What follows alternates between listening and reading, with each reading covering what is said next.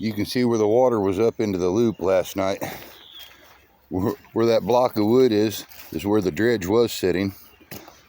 When I got down here at 3:30 this morning, luckily I had her tied up, but she had floated over to here. I'm glad it was off the creek and not in the creek that she decided to float from the trees and everything I heard going down the river last night. I took another rope, tied her up a second time. You can see the debris on the rope where it was, all the debris and everything floating up high enough that got on the rope, because she was floating about waist deep when I got down here last night. I'm going to go back in here and go toward the monkey can-do hole, see how bad it is down in there. But you can see the water was up into here where they usually walk through the woods to get back there. Oh, I'm getting too old for this. You can see all the debris up in here, up in the woods, where it came through, up and through and up into the little creek. It looks to me like the big sycamore is still standing. We'll find out when I get a little closer. There's a view of the creek as I head back. Going to be interesting when you get back here to see videos from last year and then see video of it right now, that sandbar, and you'll wonder, and it'll show you why they were finding gold up so high on this sandbar. But right now, this is a good gold moving flood down here. That's the little creek that normally doesn't have water in it at all during the summertime. And right now it's probably 2 to 3 foot deep.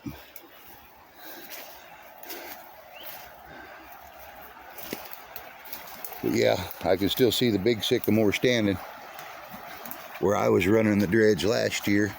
Well, it's kind of slickery back here. Try not to end up in the water myself. As you can see the grass is actually pushed away from the edge of the creek bank, where it's trying to make this 90-degree bend and causing a boil and coming back onto itself.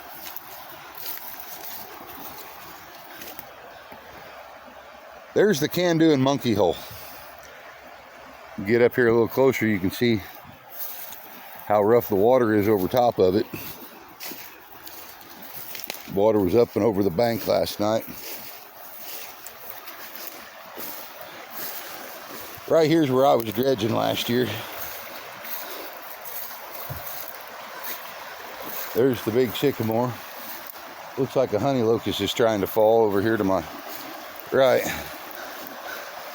But it's got some more lean to it. There's that crack in the ground that if you watched my videos earlier, you can see where the sycamore's trying to pull away from the bank. But straight across from there, matter of fact, you can still see it up in the trees if you look real close. I don't know if I can zoom in on it or not, is the old mattress. So that is the can-do and monkey hole right there.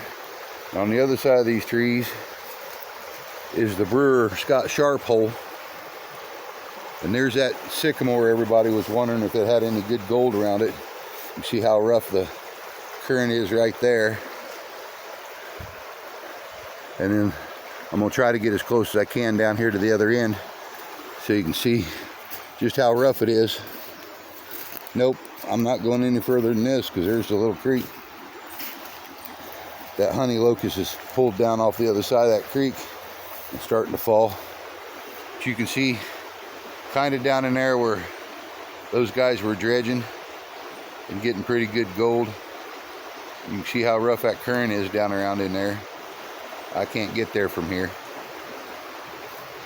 But this shows why they were getting gold so high up on the bank on this sandbar, 6 and 8 foot away from the water's edge. So this is what it looks like when it's flooded.